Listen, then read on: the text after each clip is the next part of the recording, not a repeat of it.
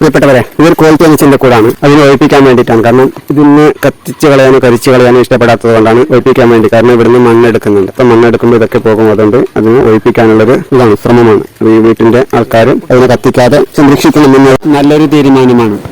തേനീച്ച വംശനാശ ഭീഷണിയിലാണെന്ന് പറയപ്പെടുന്നു. കാരണം ഇത് കൂട് കെട്ടുന്നത് മനുഷ്യ സഹവാസം കൂടുതലുള്ള സ്ഥലങ്ങളിലാണ്. വീടിന്റെ അടുത്തുള്ള പറമ്പുകളിലോ ചെറിയ കുട്ടിക്കാടുകളിലോ ആണ് ഇത് കൂട് കെട്ടുന്നത്. അപ്പൊ അതുകൊണ്ട് തന്നെ കാണുമ്പോൾ ഇതിന് പേടിച്ച് കത്തിക്കാറുണ്ട്. വളരെ അപകടകാരിയൊന്നുമല്ല, സാധുജീവിയാണ്.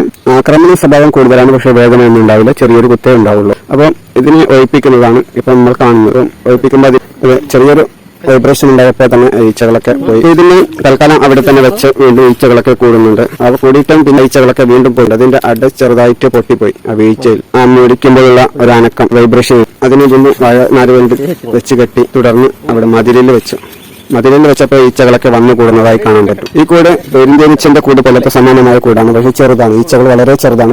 പെരുന്തേനീച്ചനെ അപേക്ഷിച്ച് വളരെ ചെറിയ തേനീച്ചയാണ്. പെരുന്തേനീച്ച ഏറ്റവും വലിയ തേനീച്ചയാണ്. എന്നാൽ അപ്പീസ് വർഗത്തിലെ ഏറ്റവും ചെറിയ തേനീച്ചയായിരിക്കാം ഇത്, അങ്ങനെ കരുതുന്നു. ഈ തേനീച്ചയെ പറ്റി പറയുകയാണെങ്കിൽ പ്രകൃതിയിൽ മനുഷ്യ സഹവാസം കൂടുതലുള്ള സ്ഥലത്താണ് ഇത് കൂട് കെട്ടുന്നത്. പ്രധാനമായും സമതലങ്ങളിൽ കൂട് കൂട്ടുന്നു. കോൽ തേനീച്ചകൾ എന്ന് വിളിക്കപ്പെടുന്നു. അപ്പീസ് ഫ്ലോറിയ എന്നാണ് ശാസ്ത്രനാമം.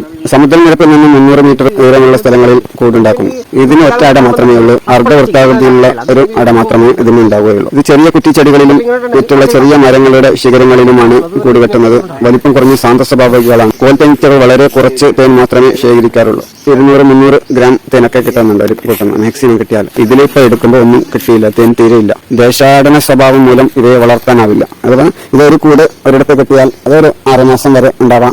പിന്നെ അവിടുന്ന് മാറി വേറൊരു ഇതിൽ കൂടുതൽ വളർത്താൻ പറ്റാത്ത തേനീച്ചയാണ്. അതിൽ നിന്ന് കൂടെ നിന്ന് ഇളകിപ്പോയിട്ടുണ്ട്. അപ്പൊ അതിനെ പിടിച്ച് കയറാൻ വേണ്ടിയിട്ട് അതിനൊരു മരക്കമ്പിൽ തൂക്കിയിട്ടിട്ടുണ്ട്. അത് തൂക്കിയിട്ടിടത്ത് നിന്ന് ഈച്ചകളൊക്കെ വന്നു കൂടുന്നുണ്ട്. അത് എടുക്കുമ്പോൾ വീണ്ടും ഈച്ചകളൊക്കെ പറന്നു പോകുന്നുണ്ട്. വീണ്ടും പറന്നു പോയതിന് തൊട്ടപ്പുറത്തെ മതിലിൽ, കാരണം ഈ കമ്പിനൊക്കെ ഇവിടുന്ന് മുറിച്ച് മാറ്റപ്പെടും. അതുകൊണ്ടാണ് ഭിത്തിയിൽ ഇങ്ങനെ കല്ലിന്റെ വെച്ചതാണ്. അപ്പോൾ അതിലേക്ക് ഈച്ചകളെല്ലാം വീണ്ടും വന്നു കൂടുന്നതായി കാണാം. അപ്പോൾ ഈ തേനീച്ചയെ പറ്റിയിട്ടുള്ള നിങ്ങളുടെ അഭിപ്രായങ്ങൾ അറിയിക്കുക. അപ്പോൾ ഈ തേനീച്ചയെ പറ്റിയിട്ടുള്ള വിവരങ്ങൾ നിങ്ങൾക്ക് ഇഷ്ടപ്പെട്ടാൽ ലൈക്ക് ചെയ്യുക, അല്ലെങ്കിൽ ഡിസ്ലൈക്ക് ചെയ്യുക.